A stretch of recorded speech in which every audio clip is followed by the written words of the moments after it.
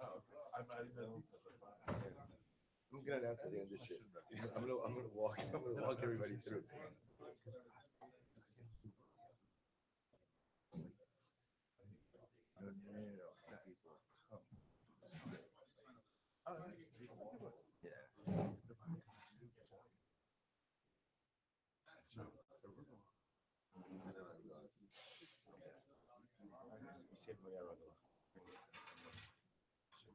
All right.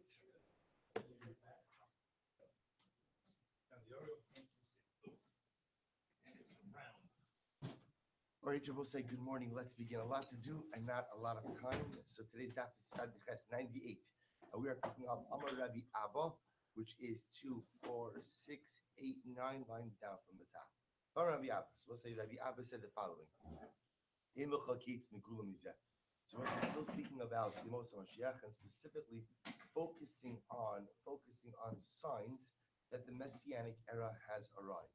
So what's one of the signs of the Messianic era has arrived? Shneimar, Va'atem hari Yisrael anpechem titnu uprichem tisu la'ami Yisrael. So the Gemara quotes from the pasuk from Yecheskel. Yecheskel says that when a Mashiach will come, when the Messianic era arrives, so the Eretz Yisrael will produce fruit, unlike it did before. Tzaddik 98a, about 10 lines down from the top. So the Gemara says, so one of the signs that Geula is here is that Eretz Yisrael will produce fruit in greater abundance, thank you, in greater abundance than it had before. Thank you. In greater abundance than it had before. Thank you. So our shir this morning is dedicated by Yona and Shushi Ehrenfeld, who are the Talmud Torah sponsors for the month, in memory of Yona's grandfather, whose first yahrzeit is rapidly approaching. We hope that in the merit of our Talmud Torah, Neshama will have an aliyah in the family in Nechama. So we'll say, so therefore, again, see who he says. So the Gemara says that the sign of messianic approach is that the land will come back to life. So amazingly enough, Tzvi Huda Kohen Kopsech Tzadik Livracha pointed to the fact that the modern day reestablishment of Eretz Yisrael and Dinas Yisrael was a sign of messianic coming. He said because if you look at the fruits that Eretz Yisrael is like a leading exporter, and all these strange kinds of fruits and vegetables, these hybrid items. He said it's a sign that ultimately the land is coming back to life. Gemara goes right there. Rabbi Eliezer Omer after he's dead. Rabbi Eliezer says, here's another sign. Shina Emar, ki lifnei hayom ha'ilahim, sachar adam lo niya, u'schar ha'behema einena, u'liyotzev lavo ein shalom min hatzar. So the Gemara talks about over here that when Mashiach comes, ultimately again, the people will not be able to find jobs.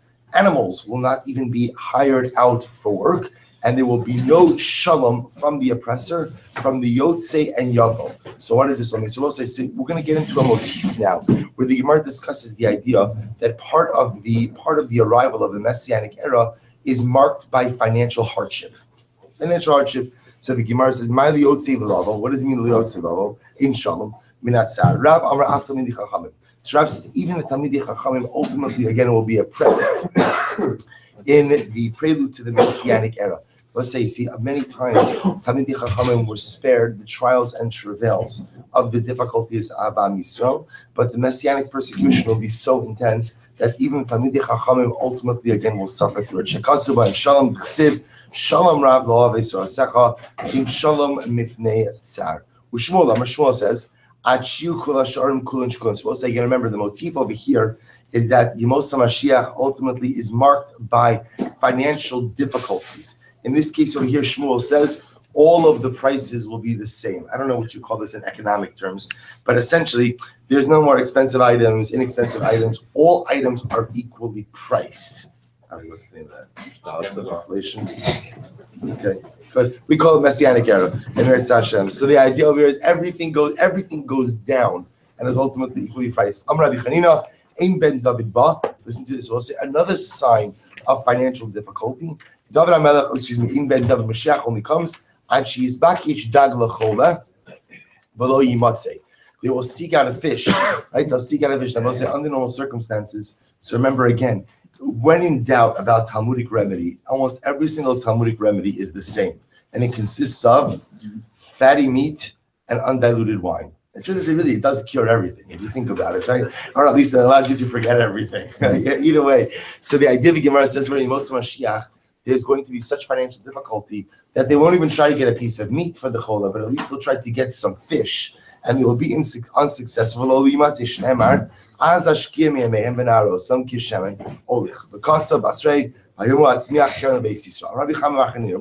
going quickly through the psukim.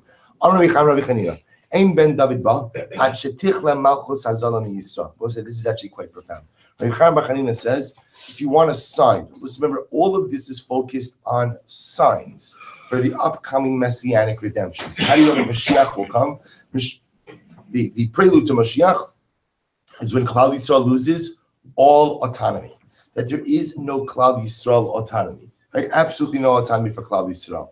Even what he says, Ashetich lemalchus hazala means they won't even have the smallest bit of autonomy. Shnei Amar, v'karas hazala lemizmaros. Uksiv basrei, va'isai yuval shayla Hashem tzvakos im emashech umorid. Amaziri, Rabbi Chanina, ein ben David ba, ad sheyich lugas eruach miYisrael. Mashiach only comes when the arrogant no longer exist in Klal Yisrael. Shnei Amar, ki az asir mekir b'cha alizi gavasecha. Uksiv v'isharti b'kir b'cha am ani v'dal v'chasu b'shem Hashem.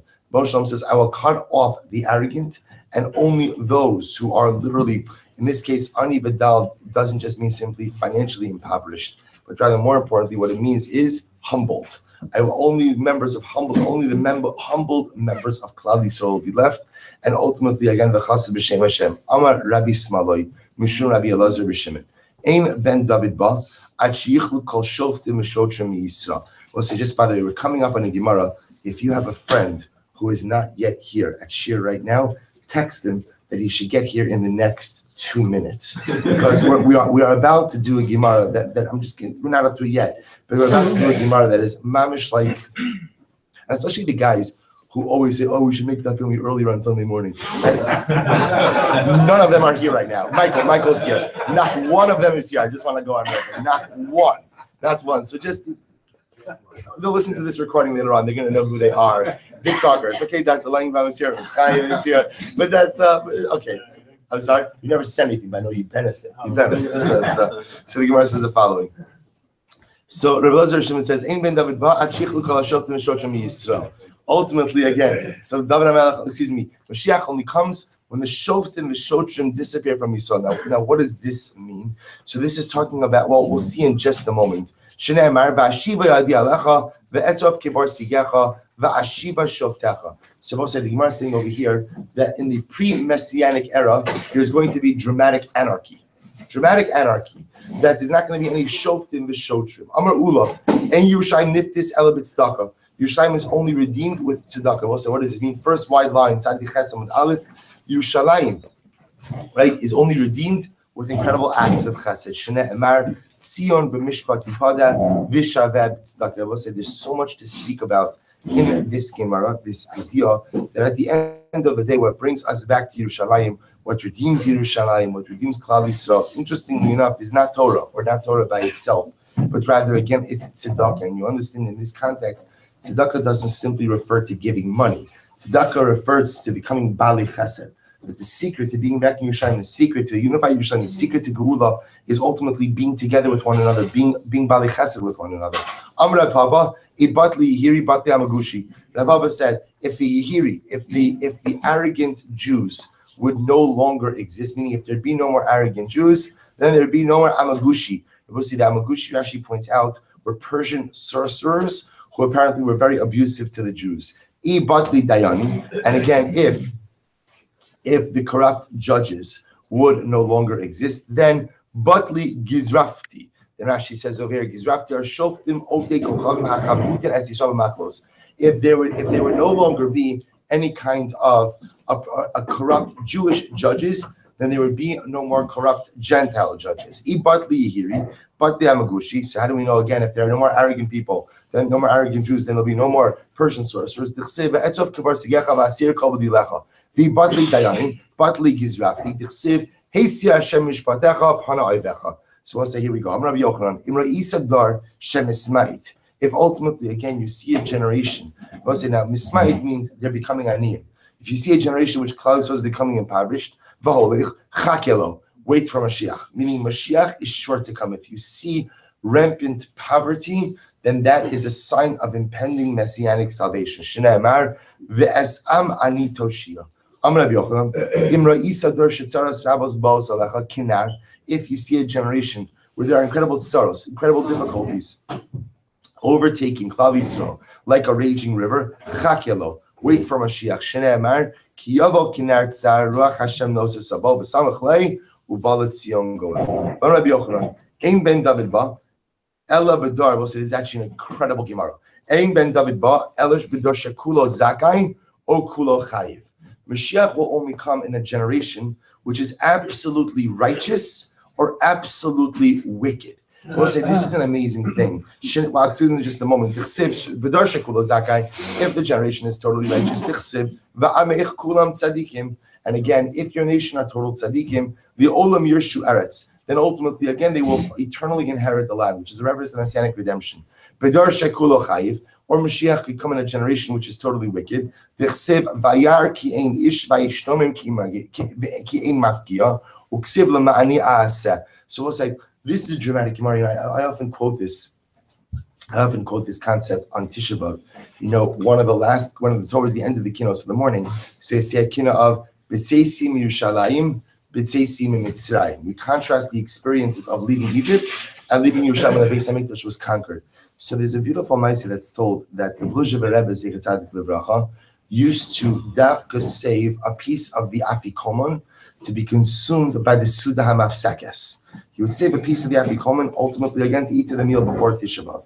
He said, reminiscent of this kina, B'tzeisim Mitzrayim, B'tzeisim Yerushalayim. He ate the afikoman on the night of the Seder, and he would eat a piece of it by the Suda HaMafsakes. And the Rebbe said so beautifully, he said, what that kina represents is Klal Yisrael were either B'tzeisim Mitzrayim or B'tzeisim Yerushalayim. Generally, Klal Yisrael doesn't exist in like a parav state. Either things are exceptionally good or things are exceptionally bad. Now, it happens to be that there are many years where things were exceptionally bad. It became our norm, so it no longer felt exceptionally bad. It just felt normal. But Lamaisa, if you look at the history of Klal Yisrael, that's how we live. We either live B'tzeisim Yerushalayim or B'tzeisim Mitzrayim or B'tzeisim Yerushalayim. We exist at the extremes. We exist at the poles. So the Gemara is saying over here, saying to the Mashiach, Mashiach comes either when the generation is totally righteous or when the generation is totally wicked. It depends on the extreme of Klal Yisrael. But one of them ultimately will bring Mashiach.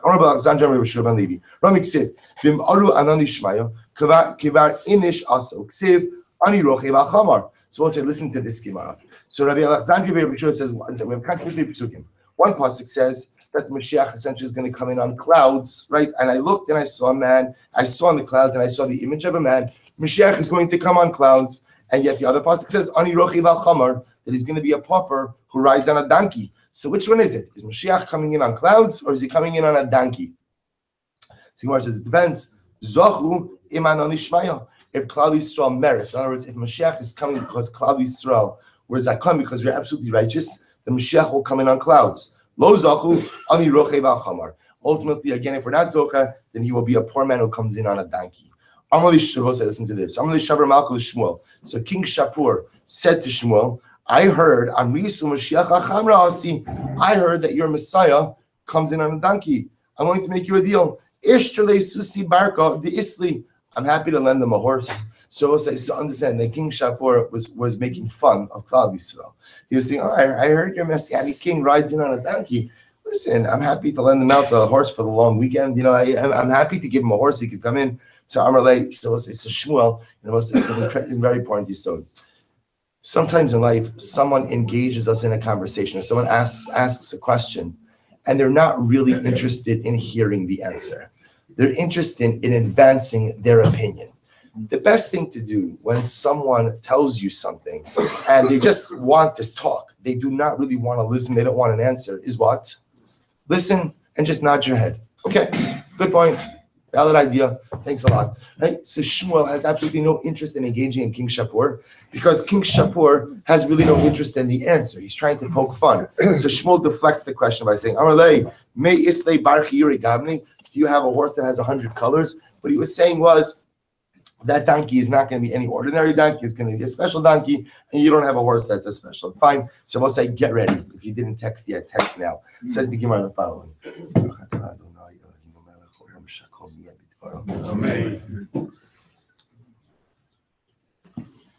Rabbi Shmuel Levi. I will say this is a dramatic ma'isa.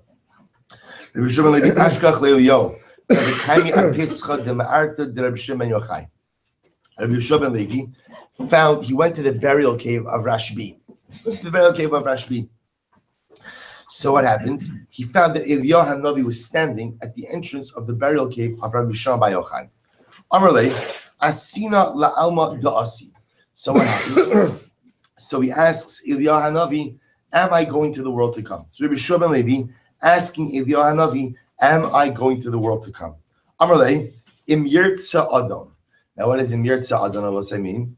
Im Hashem, if God wills it. In other words, we'll say what Eliyahu Hanavi essentially was saying was, I don't know, meaning that's not, it's above my pay grade. I don't make those decisions. That's up to the Ribbon Shalom. So if God decides, Amarle im yirtza adon.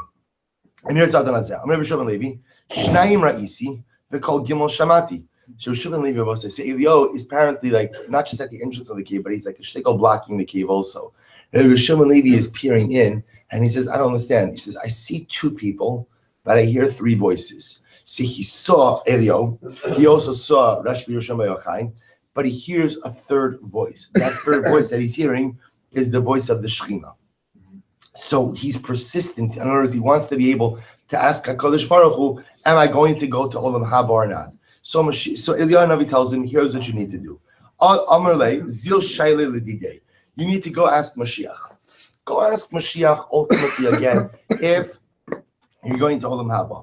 So if that's fine. As Rabbi Shimon Levi, vehechi Yosef. So by the way, okay, where exactly could I find the Mashiach? Where could I find the Mashiach?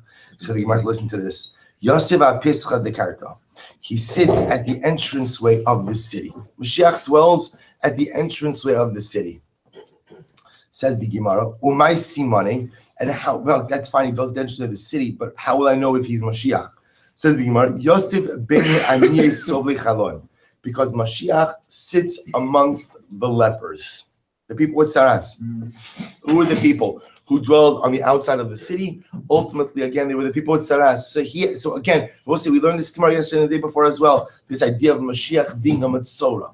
Mashiach being stricken with saras. See, he sits between the afflicted at the gates of Yerushalayim, at the gates of the city. So how do you know which one is Mashiach? Let's listen to this. The kulan sharu v'asir b'chad zimna ihu shari v'chad v'asir chad. So we'll say the way you could tell him is the following. So he says to Rabbi Shimon Levi, here's how you know. All of the lepers change their bandages at once. So they have all of these sores on their body, so they change their blemishes at once. They change their bandages at once. They unbandage, they treat the wound, they rebandage afterwards. Mashiach only treats one wound at a time. One wound at a time. Why so? Listen to this. Amar Duma mebaina deloi akiv. Because maybe the Rebbe Shalom is going to dispatch me, and the problem is if I have all of my bandages off, then what?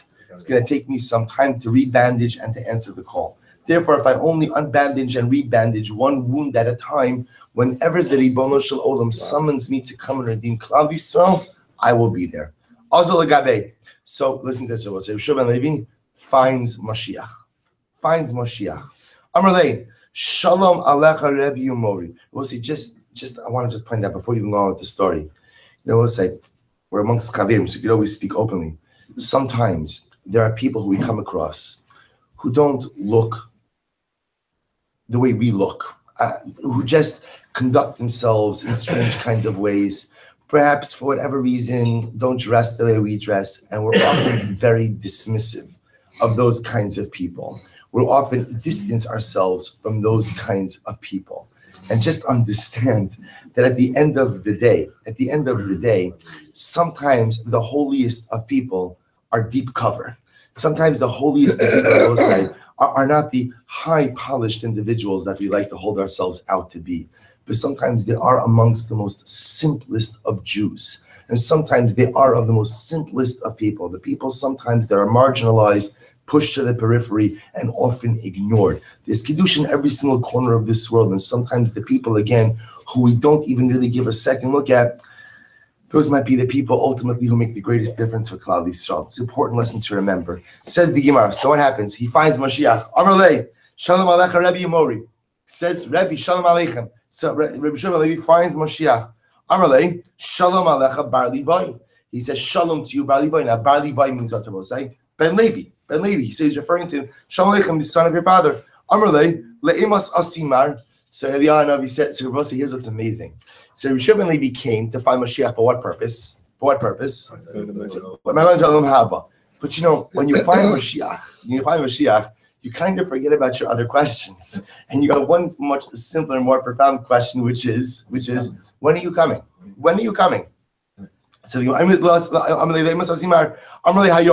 is coming today. Excuse me. So what happens? So Rabbi Shimon comes back to Eliyahu. So Eliyahu says, no, what did Mashiach tell you? Amrle, Shalom Alecha Bar Levi. He said to me, peace be unto you, son of Levi. Amrle, that is a telltale sign that both you and your father are Bnei Olam Haba. Meaning the fact that Mashiach referred to you as the son of your father means that you and your father have a portion of the world to come. We'll say, that idea, by the way, why is that the sign? Why is that the sign? So the Pashas will say what it means is that Rabbi Shmuel ben Levi and his father, when you refer to someone by the name of their father, what you're highlighting is their role or their link in the chain of the Shalsheles HaMasorah. What Mashiach was saying is both you and your father have perpetuated the very values that came from Moshe Rabbeinu all the way down. When you play your role in the transmission of the Masorah, when you play your role as a link in the continuity of Klal Yisrael, then you are a Ben Olam Haba. So the Gemara goes weiter. Amarle, Shikori Kashakabi, Dormali Hayom Asina V'lo Asa. Rabbi Shimon Levi says, Mashiach lied to me. How did he lie to me? Mashiach told me he's coming today, and yet what? He didn't come. So Amarle, Hachi Amarlecha. No. You have to speak Mashiach. What is it? What did it mean when Mashiach said I'm coming today? Amarle Hachi Amarlecha. Excuse me. Amarle Hachi Amarlecha. This is what Mashiach meant to you when he said to you, I'm coming today. Hayom im bekolo tishmu. What Mashiach was really saying was what? I can come today. I can come today. If you Klal Yisrael get your act together, if you Hayom im bekolo tishmu, if we begin to listen to HaKadosh Baruch Hu, heed his words, listen to his commands, then Enoch and Mashiach says, I'm ready. I'm ready. V'haraya, I change my bandages one bandage at a time. I never remove all the bandages at once because I am always on call. I am always ready to respond. The problem, Mashiach said to Rabbi Shmuel Levi, is not me.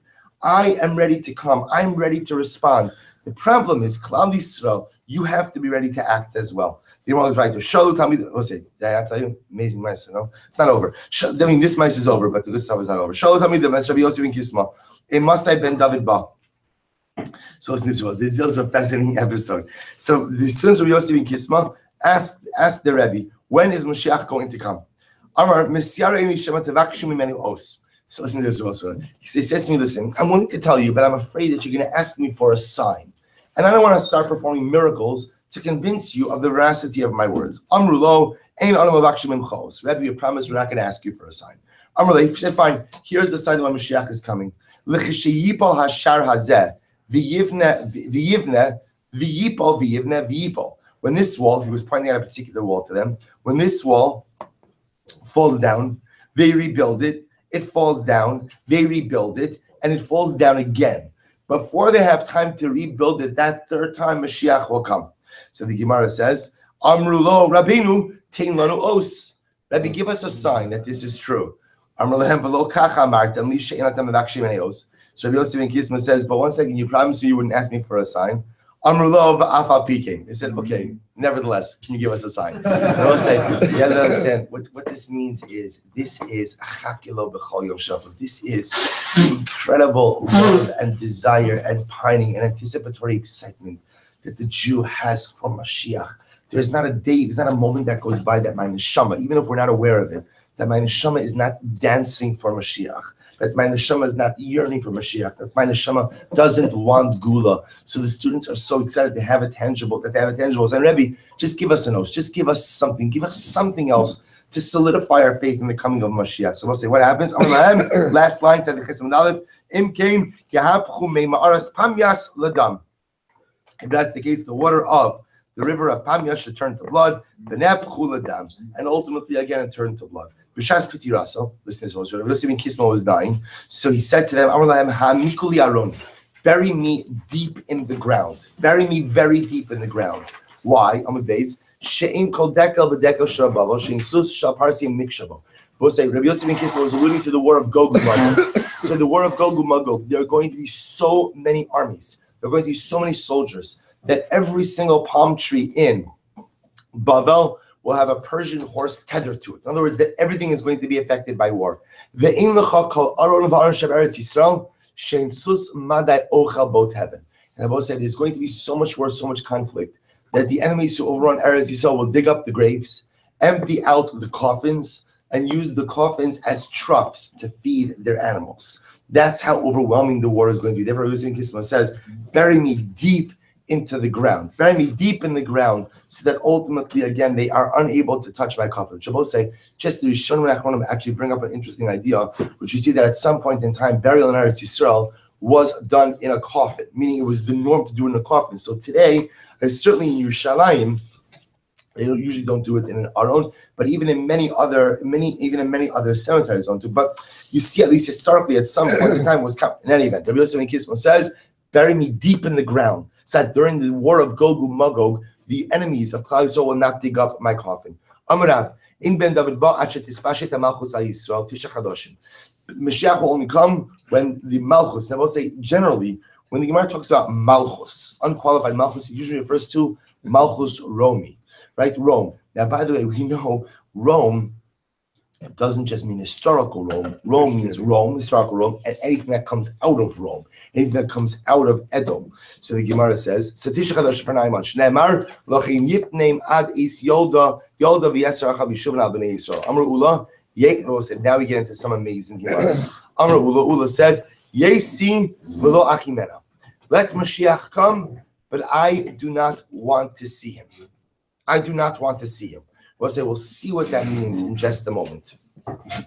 So the Gemara says, "V'chinam Rabba," or actually the Gemara changes it to Rabba. "V'chinam Rabba, Yesi v'lo achimena." Let Mashiach come, and I don't want to see him. Rav Yosef Amar, "Yesi v'aski de'isi betula dekofisa decham." Rav Yosef says, "Let him come, and I want to see him, and I'm even willing to sit in the shade of the dung of his donkey." The idea being, we'll say, what's going to happen over here is that these great Tanaim were saying, I want Mashiach to come, but I don't want to see it. And the reason they were saying that is because the suffering and difficulty that is going to precede Messianic redemption is going to be so incredibly intense. So they said, we can't bear the thought of seeing the suffering and affliction that will precede Messianic redemption. So let him come, but I don't know that we could see it. Rabbi Yosef says, I'll see it. I want to see it. Meaning, no matter what, I want to be here. Even if it means I have to sit in the shade of the dung of his donkey, I want to be here. My time. Why don't you want to? Why is it that you don't want to see the coming of Mashiach? Is it because of the suffering that precedes Mashiach? But we learned,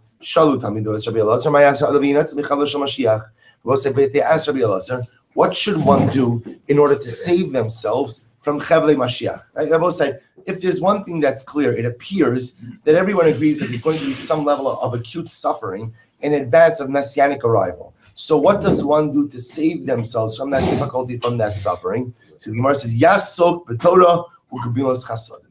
A person should engage in Torah and chesed. So the Gemara says, Umar ha-Torah v'ha-kabilas chasadim. And Rava, you have both Torah and Gemilas chasadim. You have nothing to worry about. Amalei Shemigra Machit. So we'll say, to which Rava responds, right now I have nothing to worry about. But just because I have nothing to worry about now, perhaps I will sin.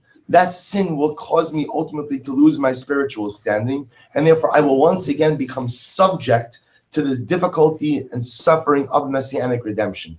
So this is the idea of Shema Yigro Machit. Shema Yigro Machit means, which was an incredible lesson in general, about Tamin Ba'atzmacha Ad Yom Mosecha. No matter how much I've accomplished, no matter how much I've grown, I can never be assured that just because I've been spiritually successful until now, that is a guarantee for spiritual success going forward. Because there is the ability for man at any moment to sin, and sin in a dramatic way, and in a dramatic way that can make me lose all of my spiritual footing. So the Gemara says, where do we see this? I'm good now, but perhaps I'll sin, and as a result of sin, I will go ahead and lose my spiritual footing. I will say the reason why it's important to live life with this mindset is because it creates spiritual vigilance. If a person realizes that in any moment I can make a mistake that allows me to lose the entirety of my spiritual footing, that creates within me a sense of spiritual vigilance. I'm always on the lookout to make sure that I don't lose my footing. So Gemara says, I'm going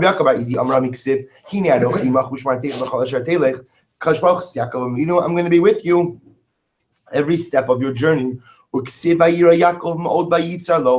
pasuk says that Yaakov was exceedingly fearful. So we'll say this is talking about by the encounter with Esau. So I don't understand. The Gemara is asking, Yaakov, why are you exceedingly fearful? If what? If HaKadosh Baruch Hu promised you that He's going to be with you every step of the way. To which the Gemara says, Yaakov was scared, even though things are good now. He was scared ultimately that he would lose his spiritual footing because of a sin.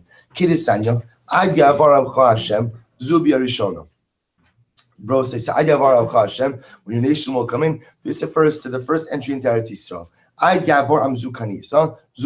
This refers to the second entry under Ezra. So we'll say the fact that the pasuk equates the second coming, although I'm using a different context, right? So the idea of here, even though the Torah equates the second coming into Eretz Yisrael the first, so I would have thought that the second entry into Eretz Yisrael should be just as miraculous as the first. So remember again, when Ezra comes up with the remnant of Klal Yisrael, there's no miracles. But yet the pasuk links the two. I would have thought that the coming back with Ezra would have been as miraculous as the entry with Yoshua. Ela Shagara Machid. So we'll say what changed? What changed was Klal Yisrael's spiritual level, right? That Klal Yisrael's spiritual level was compromised by the time of the Bayis Sheni, as opposed to the time of the Bayis Rishon. Rabbi Yochanan says, "Let Mashiach come, but I don't want to see it." We'll say these are scary Gemaras because what they tell you about is the suffering pre-Messianic era. That it's going to be so intense that you have these great Rabbanim saying, "I want him to come. I want him to come. I just don't know that I want to be alive in the days preceding Messianic redemption." I'm Reish Lakish, my timer. Reish Lakish, Rabbi Yochanan, what's the problem? Ilay mishum dechsev kasha yanos ishmi piari upa goadov upa bai samach yado alakir v'nash chol nachash. So maybe you're nervous about the nevuah in the pasuk. Right? Maybe you're nervous about the pasuk in Amos that describes the pre-Messianic era as a person who will run away from the lion, and then he'll bump into the bear, and he'll come home, put his hand on the wall, and he'll be bitten by a snake. So we'll say, so the Gemara is taking that to mean a reference to the suffering of you can't escape the suffering, right? First you encounter the lion, running from the lion, you get to the bear, you come home, there's the snake. So the Gemara says,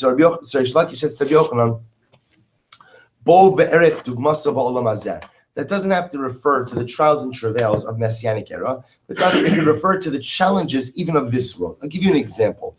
He says, Bisman Shadam Yotzi Lasada, Upakabo Santar. Imagine you go out to your field, and what happens? You meet the Santar. Who was the Santar? So I don't know what the modern day equivalent of this is, but he was the guy who was in charge of like the lot line adjustments. He was like he was in charge of the property lines. But I will say here was the idea. Surveyor. Good. Surveyor. So we'll say, so what happens? But here's the difference. In the times of the Gemara, if this guy didn't like you, he could arbitrarily decide to shrink the size of your property. So it's like going out to the field, meeting this surveyor, getting on his bad side, and he could just decide to shrink the size of your field at his whim. So what happens? So the Gemara says, Bogava Santer. So the Gemara says, Dome Kimisha Pagabari, Nichnas, what does it mean when you run into the lion? Nichnas Leir, Pagabo Gabai. Then the guy runs away from the field, he runs into the city. Who does he meet in the city? The tax collector. Right? So that's the lion. Dome Kimisha Pagabodov. What does it mean that he runs into a bear? Nichnas, excuse me, that's like running into a bear. Nichnas Lebeso, Umatzav Manav Obenosa Mutal Barab. Then he comes home. And I will say, remember again, he's just had his field shrunken. Now again, he has his pockets empty. That's so again, first there was the lion, then there was the bear. Now he comes into his home and he sees his family Nebuch starving. That's Dome Kimisha Nash. That's ultimately again like one who was bitten by a snake.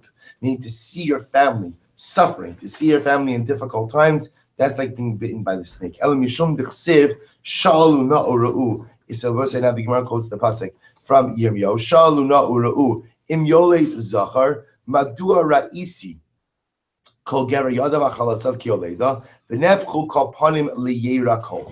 So what is this supposed to mean? Myra isi kol ger. What does it mean that I've seen every man? Amarav bar Yitzchak Amarav Misha kol gvura shalom.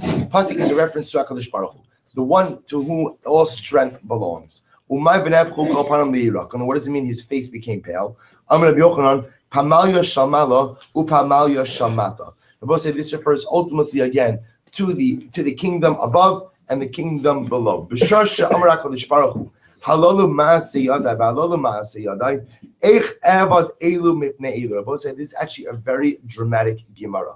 The Gemara says over here that when Klal Yisrael has its conflict, when Klal Yisrael has its conflicts, so we often assume that at the end of the day, if we're suffering, HaKadosh Baruch Hu is going to come to our aid because we're Klal Yisrael. So sometimes HaKadosh Baruch Hu says, of course I'm going to come to Klal Yisrael's aid, but understand coming to Klal Yisrael's aid necessitates me destroying someone else. And it's hard for me to destroy one set of children to benefit another set of children. So it's very important to so Klal Yisrael, we haven't cornered the market on HaKadosh Baruch Hu. The Ribono Shel Olam is the God of all humanity. And just like we saw again by Yam Suf, that the Ribono Shel Olam would not allow the Malachim to sing Shira when the Mitzrim were drowning in the sea. So there's always like this seesaw of emotion for HaKadosh Baruch Hu. He makes promises to us. He's good for his promises. Salvation will come. But at the end of the day, understand that it's difficult for HaKadosh Baruch Hu to meet out punishments for any of his children. Amar Papa, Hanu Da'amri Inshi, this is the famous adage that people say, so we'll say this is the adage that people say when the ox falls and is no longer eating from his trough, the master will replace it with a horse. And when the ox heals and the master has to replace the horse with the ox, it's difficult for the master. Now, it definitely flows better in Aramaic, right? But the idea that the Gemara is saying over here is, if a person has an animal, I have an ox, and the ox eats from the trough, something happens to the ox, it breaks its leg, so it's in the barn recuperating. So I put the horse by the trough. I give the horse the opportunity to eat from the trough. When the ox heals and wants to reassume its place by the trough, I'm going to have to remove the horse. But it's hard for me because I see how much the horse enjoys the trough. So the idea over here is that HaKadosh Baruch Hu understands Klal Yisrael was high, then Klal Yisrael's sins were made lower, oppressed. HaKadosh Baruch Hu puts another nation on high. Then when it comes time to replace that upper nation with Klal Yisrael, just understand there's a tension for the Ribono Shel Olam. There's a tension for HaKadosh Baruch Hu whenever he has to shift the places of his children. Samar goes weiter. Amarav Gidel Amarav. I will say first of the intermediate wide lines. Amarav Gidel Amarav. Asidin Yisrael Da'achli Shnei Mashiach. Listen to this. Klal Yisrael ultimately again is going to have Sovei Shayaba'osin Yom Shel Yisrael years. We'll say the years of Mashiach will be years of plenty. Years of plenty. Years of incredible Sova. Amarav Yosef Pshita. So we'll say, so Rav Gidel says essentially Klal Yisrael is going to enjoy material benefit in the times of Mashiach. So it comes along Rav Yosef. And Rav Yosef Pshita is obvious. The Elaman Echol, the Elaman Achil, Chilik Ubilik. They will say, so Chilik Ubilik is like the Talmudic equivalent of Joe Schmo, right? So again, he says over here, so Rav Yosef says, Rav Gidel, I don't understand. Of course, Klal Yisrael is going to benefit in the Messianic era. Who else is going to get it? Chilik and Bilik, right? So, which usually also refers to some Gentiles. So who's going to? I mean, Gentiles are going to get it. Of course, Klal Yisrael is going to benefit from it. So the Gemara says, so the Chilik and Bilik achilu lafugid Rav Hillel. What's against this? No, rather, Rav Gidel was coming to exclude the position of Rav Hillel. What did Rav Hillel say? Da'amar ein Mashiach liYisrael. We'll say, get ready for this. Rav Hillel says, there will not be another coming of Mashiach for Klal Yisrael. Shekvar achluhu b'mei Chizkiah. Mashiach came. We'll say, now where did Mashiach came? So remember again, we saw Chizkiah HaMelech could have been Mashiach. Could have been Mashiach, but Klal Yisrael was not on the level to merit it. Yet, during the reign of Chizkiah HaMelech, Klal Yisrael enjoyed incredible spiritual and material wealth. Remember, again, we saw the incredible level of learning that existed during times of Chizkiah and the incredible material benefit as well. Rav Hillel posits, Rabosai, that we have already enjoyed the benefits of Messianic era, yet without the actual Mashiach coming. Chizkiah could have been Mashiach. We didn't merit the actual revelation of Mashiach, but we already enjoyed the benefits of Messianic era. Therefore, Rav Gidel comes along and explicitly states, Rav Hillel, You are absolutely, unequivocally wrong. Mashiach has not yet come. That everybody agrees with. But even the material blessing that we enjoyed during the times of Chizkiyahu, that was not messianic blessing. That was in the merit of King Chizkiyahu and the merit of Klal Yisrael. Amar Rav, lo ivri amar el David. Rav said the world was only created for David HaMelech to be able to sing his beautiful shiros as Shpachos. Ushmuel amar Moshe. Shmuel said, no, the world was only created ultimately again for Moshe Rabbeinu to be able to bring us the Torah. Rabbi Yochanan amar Mashiach. Rabbi Yochanan said, no, the world was only created ultimately for messianic redemption. Mashmo. Rabbi said, what is the name of Mashiach? The Be'er of Shiloh Amri Shiloh. So some say his name is Shiloh. Shene Amar Ad Ki Yavo Shiloh. Parshas Vayechi. The Be'er of Yana Amar Yinun Shmo. His name is Yinun. Shene Amar Yehi Shmo Li'olam Lifnei Shemesh Yinun Shmo. His name will exist before the sun and will continue forever. The Be'er Rabbi Chanina Amar Chanina Shmo. Oh, that's interesting, right? So the Be'er Chanina said his name is Chanina. Shene Amar Asher Lo Etein Lachem Chanina. V'yesh Omrim Menachem Ben Chizkiya Shmo. Others say his name is Menachem Ben Chizkiya. Shneimar Kirachak Mimeni Menachem Meshiv Nafshi. The Gemara says Rabbanan Amri Chiyura Debei Rav Shmo. So we'll say, actually, you know what? We're going to stop over here for today. We'll pick up in Mir Hashem with this next part of messianic names. Tomorrow, we'll say we take this opportunity to wish the Abramsons a Mazel Tov on the bris of their son. That is going to take place in Mir Hashem right after the 7:15 minyan.